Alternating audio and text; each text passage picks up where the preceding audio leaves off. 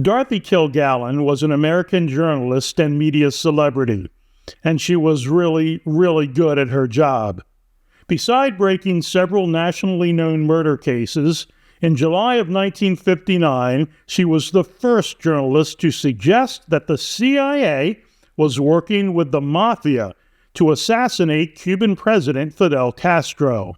She was also the journalist that got Jack Ruby's testimony before the Warren Commission released it to the public and revealed the farcical lack of completeness in that questioning. And she was the only journalist that got a one-on-one interview with Jack Ruby during his trial for killing Lee Oswald. Her life had been threatened, and Kilgallen knew she was in extreme danger the harder she pushed. In October 1965, Dorothy Kilgallen was in New Orleans. She had made Mark Sinclair, her hairstylist, fly to the city separately and not reveal to a soul he was in New Orleans to assist her. She was that worried about his safety. Sinclair checked into a separate hotel, but the next morning Kilgallen called him early, instructed him she had left a ticket for him to fly back immediately to New York and to not ever discuss that he had been in New Orleans with her. Kilgallen had determined that Sinclair's life would be in immediate danger if certain people knew he was with her in New Orleans. 2 weeks later, Kilgallen was to make another trip to New Orleans, where she had proclaimed that she would break the JFK assassination wide open. The night before that trip, Kilgallen was found dead in her New York townhouse.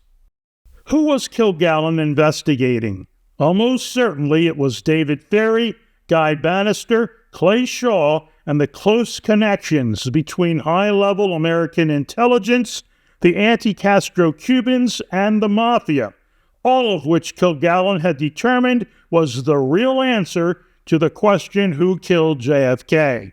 And while President John F. Kennedy may have been assassinated in Dallas, it was in New Orleans where the majority of the assassination planning and most of its execution played out. Dallas was actually not the first or even second choice of the conspirators who took the life of President Kennedy. Most people know that Chicago and Tampa were targeted in the 3 weeks before Dealey Plaza. All of that planning came from New Orleans. Dallas, like either of the other two cities, was simply the staging ground for the execution drama to play out. On Saturday, November 2nd, 1963, 3 weeks before Dallas, President Kennedy was marked to be assassinated in Chicago from the third floor of the IPP litho factory at 625 West Jackson Street. Looking out over the Jackson Street exit ramp, where President Kennedy would have been hit as he traveled to Soldier Field. The president's trip was canceled at the very last minute when 2 of 4 Latin-looking shooters were still not arrested after a tip by an informant named Lee. A patsy named Thomas Arthur Valet had been given a job at the IPP litho factory just months previous, and he was being followed by 2 CIA-associated Chicago police officers, Peter Groth and Thomas Sherla, who were ready to arrest him as the patsy as soon as the shots rang out on Jackson Avenue. On November 18th, President Kennedy was to have been assassinated while his motorcade traveled in Tampa, Florida, probably from the Floridian Hotel in the downtown area. We now know that that plot, again, was revealed to law enforcement a few days before the visit, and massive protection was provided along JFK's Tampa motorcade route. On Friday, November 22nd, a triangulation of fire cut down the 35th President of the United States as his motorcade turned left onto Elm Street and proceeded through Dealey Plaza. The assassins had accomplished their goal.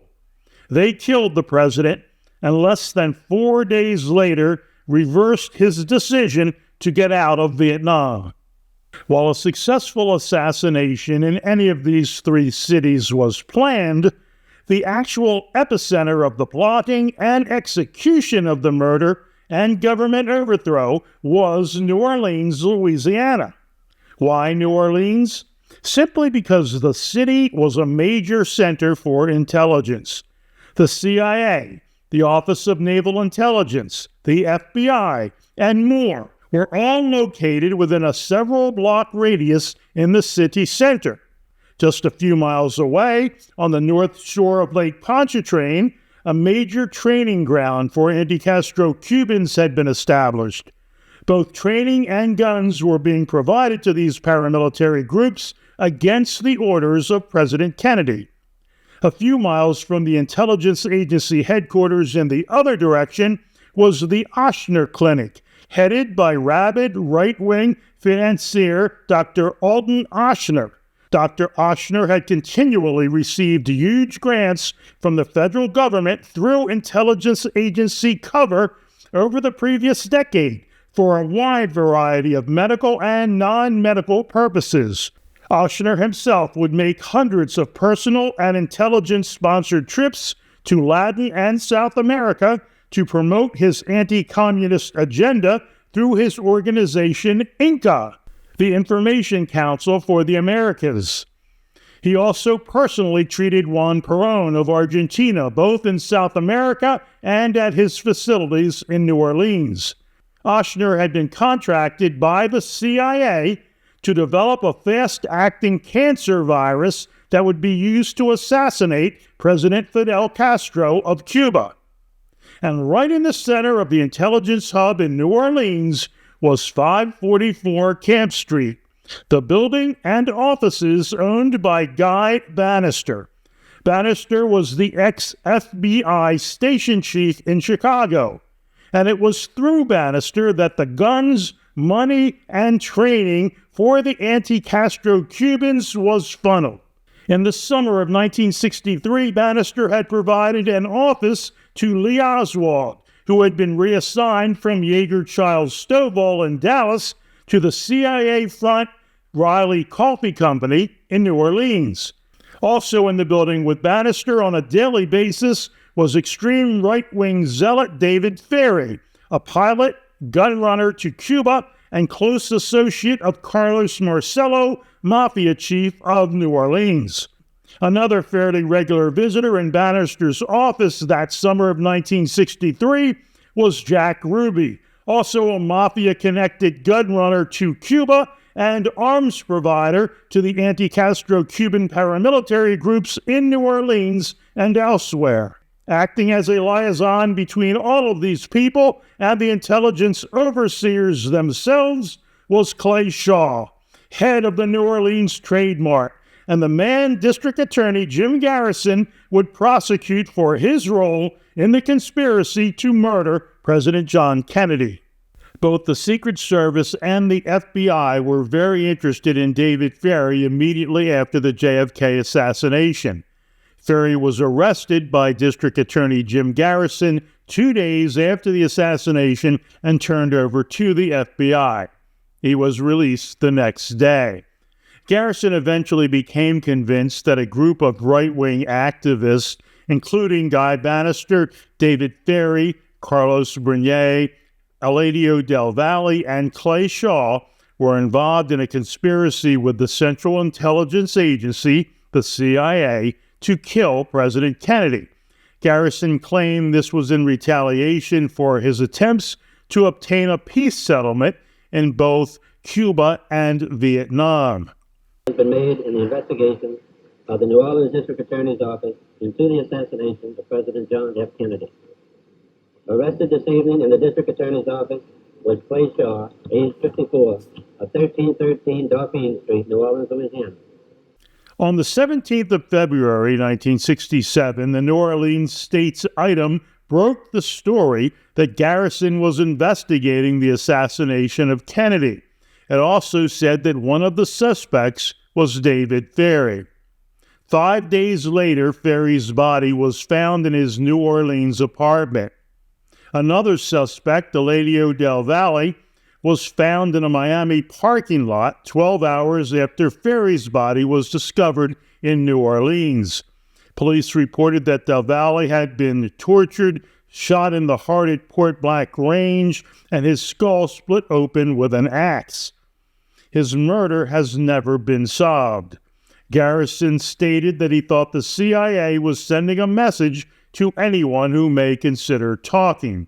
Even more than the murders, perhaps the greatest evidence that intelligence in New Orleans was panicked over District Attorney Jim Garrison's charges against Clay Shaw was the infiltration of Garrison's investigation by as many as 10 intelligence agents and the active efforts to stop progress at any cost. Coupled with these counterintelligence efforts were almost immediate major news documentaries by both the CBS and NBC television networks to discredit Garrison's investigation and even suggest criminality on his part. Jim Garrison of New Orleans to reply to an NBC News program broadcast on June 19th. Tonight I'm going to talk to you about truth and about fairy tales, about justice and about injustice. In the months to follow, you're going to learn that many of the things that some of the major news agencies have been telling you are untrue. You're going to learn that although you are citizens of the United States, information concerning the cause of the death of your president has been withheld from you. These efforts by NBC and CBS were accomplished through Project Mockingbird, the CIA's infiltration into every major newspaper and television network in the country. Congress would later chastise the CIA for Mockingbird, but the damage was done, at least as far as Jim Garrison's investigation. Clay Shaw would be found not guilty, although after his death it was proven and admitted by the CIA that Shaw had indeed been a CIA contract agent, although no guilt was admitted in the JFK assassination as yet. Finally, why was Lee Oswald ordered to leave his job at Yeager Childs Stovall in Dallas and move to New Orleans in the summer of 1963? Well, it's easy to understand now. Clay Shaw and Guy Bannister, along with their CIA overlords, were setting Oswald up to be the patsy in the Dallas assassination. While Oswald was training anti-Castro Cubans along Lake Pontchartrain, he was also instructed by Bannister to infiltrate the pro-Castro community by pretending to be pro-Castro himself, even starting a Fair Play for Cuba committee chapter, although he would be the only member. And the pretend fight he got in with anti-Castro leader Carlos Brigne and the subsequent media debate set up between Oswald and Brigne was perfect for the false background the CIA would provide about Oswald after Ruby was instructed to murder him. Oswald would not be around to defend himself and tell the world the truth. So a false narrative would be easy to be set up by CIA media assets. Exactly what happened.